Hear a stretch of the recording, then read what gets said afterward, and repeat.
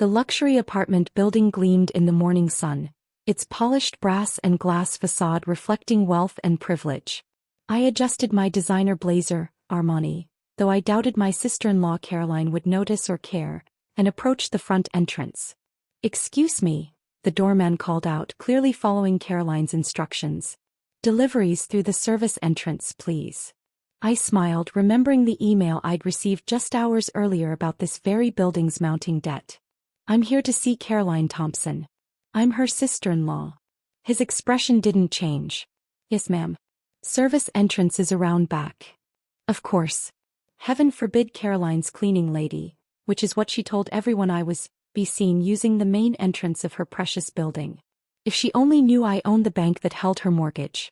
"Very well," I said quietly, turning toward the alley that led to the service entrance.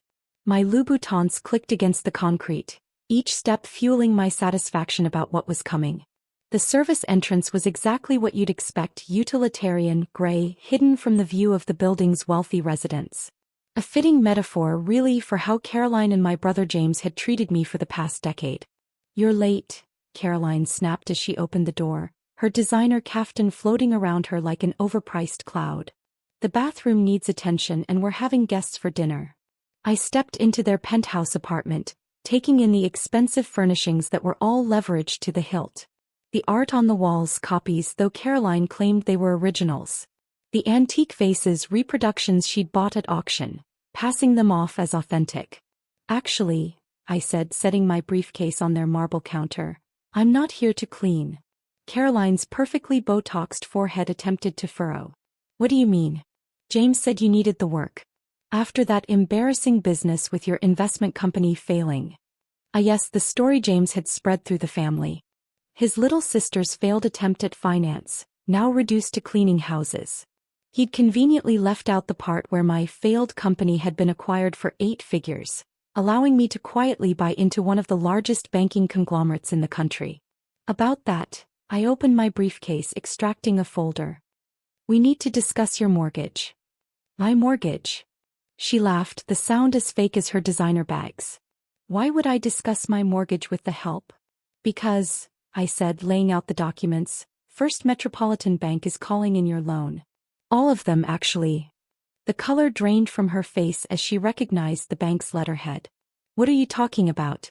"We have an arrangement with First Metropolitan." "Had an arrangement," I corrected.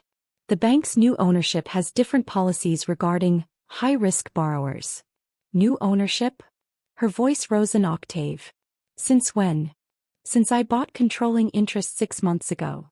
The sound of breaking ceramic drew our attention. James stood in the doorway, the remains of his coffee mug scattered at his feet. "Elena." His voice cracked. "What are you doing here?" "Hello, brother dear," I smiled. "I was just explaining to Caroline about the changes at First Metropolitan. You know, the bank holding your numerous mortgages, business loans, and..." I checked the papers. Quite a few personal loans as well." James stepped forward, his expensive loafers crunching on ceramic shards. "This is some kind of joke." "No joke," I said, laying out more documents. "First Metropolitan Bank, under my leadership, is reviewing all its high-risk portfolios. Your loans, well, let's just say they don't meet our new standards." But you're a cleaning lady," Caroline sputtered. I raised an eyebrow. "Am I? Or is that just what you wanted to believe because it made you feel superior?" The penthouse's air conditioning hummed quietly as James and Caroline struggled to process what was happening. Through the floor-to-ceiling windows, the city sprawled below, a city where I now controlled more real estate than they could imagine. "This is impossible," James finally managed. "The cleaning service was a convenient story you made up," I finished for him. "Tell me, did it make you feel better spreading rumors about my failed business? Did it help your ego to tell everyone your little sister was scrubbing toilets?" Caroline sank onto their Italian leather sofa, her kaftan deflating around her. "The loans, how much?" "Let's see." I consulted the papers with exaggerated care. The penthouse mortgage $4.2 million outstanding. The Hamptons house $6.8 million. James's business loans $12 million.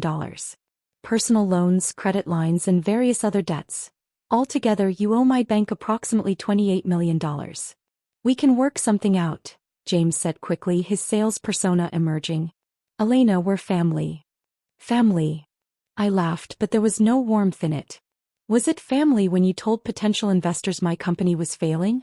When you spread rumors that drove away my clients? When you let your wife treat me like a servant? Caroline flinched. We didn't. No. I supplied. Of course not. You never bothered to check. It was easier to believe I'd failed than to admit I might succeed without James's help. I pulled out another document, their complete financial profile. Your debt-to-income ratio is abysmal. Your business is hemorrhaging money. You've been borrowing from one bank to pay another for years. Did you really think it could last forever? James loosened his tie, sweat beading on his forehead. What do you want? Want? I raised an eyebrow. I don't want anything. This is just business. First Metropolitan is calling in your loans. All of them. You have 48 hours to pay in full. 48 hours? Caroline's voice rose to a shriek.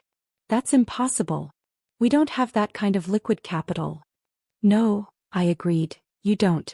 Which means bankruptcy is your only option. Unless. They leaned forward desperately. Unless. James prompted.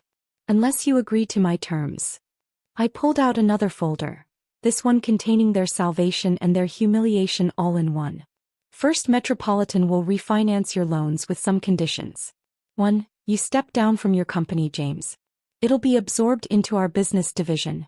2. This penthouse and the Hamptons house are sold to cover part of your debt. 3. You both sign a public statement acknowledging your financial mismanagement. Public statement? Caroline looked faint. But our reputation will match reality for once, I finished. No more pretending to be wealthier than you are. No more living on borrowed money and borrowed time. James was reading through the refinancing terms, his face growing paler by the minute. These interest rates are actually quite generous considering your credit risk, I said. Oh, and one more thing, you'll both need to find new employment. Fortunately, First Metropolitan has some entry-level positions available. In the mailroom. The mailroom.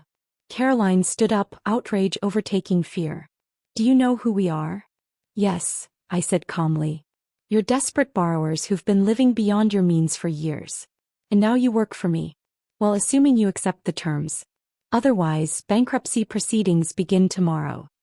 My phone buzzed, a text from my CFO. Thompson Industries stock dropping on rumors of financial trouble. Want me to start acquisition talks? Not yet, I typed back. Let them sweat a little first. James was still reading the documents, his hands shaking. Elena, please. We can figure something else out. Like what? I asked. Going to run to Mom and Dad? They're already on my board of directors. Did you really think I'd leave any escape routes? Caroline had moved to the window, staring out at the city she thought she owned. All those charity boards, my social position, will have to be earned rather than bought, I said. Novel concept, I know. My phone buzzed again, this time from building management. New entrance protocols in effect as requested. Oh, by the way, I added, gathering my papers, I've instructed the doorman that you'll be using the service entrance from now on. The front door is for residents who actually pay their bills. The poetic justice wasn't lost on anyone. You're enjoying this, James accused. Enjoying watching your perfectly crafted facade crumble? Watching you realize that your failed sister now owns your fate. I smiled. Yes, I rather am. Standing up, I straightened my blazer.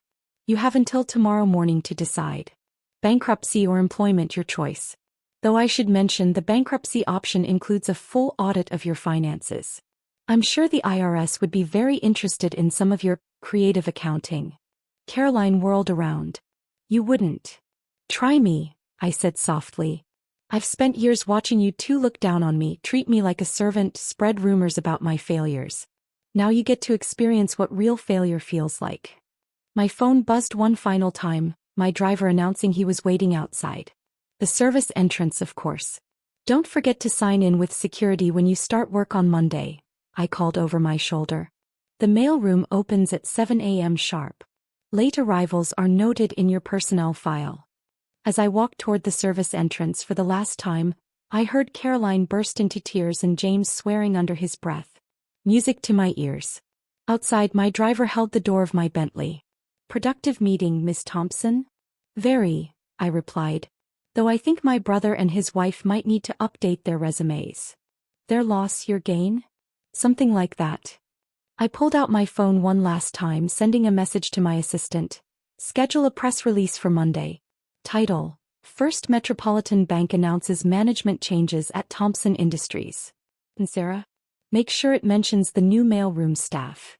As we pulled away from the building using the main driveway, naturally, I caught a glimpse of James and Caroline watching from their window. By this time next week, they'd be moving out of that penthouse, trading their designer clothes for business casual, learning how to sort mail for a living. The best revenge I'd discovered wasn't just success. It was success combined with the perfect opportunity to show your doubters exactly who they'd been looking down on. My phone started buzzing with messages. Other banks suddenly interested in selling their Thompson Industries debt, social climbers trying to distance themselves from James and Caroline, charity boards quietly asking about their pledges. The house of cards was falling and I had front row seats.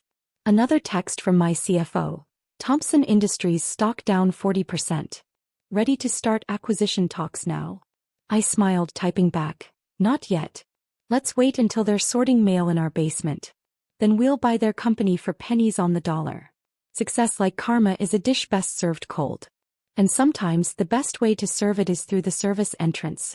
One final reminder of how far they'd fallen and how high I'd risen. As for James and Caroline, well, I hear the mailroom has excellent opportunities for advancement. In about 20 years. After all, everyone has to start somewhere. Even if that somewhere is at the bottom of the corporate ladder they thought they owned. Welcome to my world, dear family. The service entrance is around back.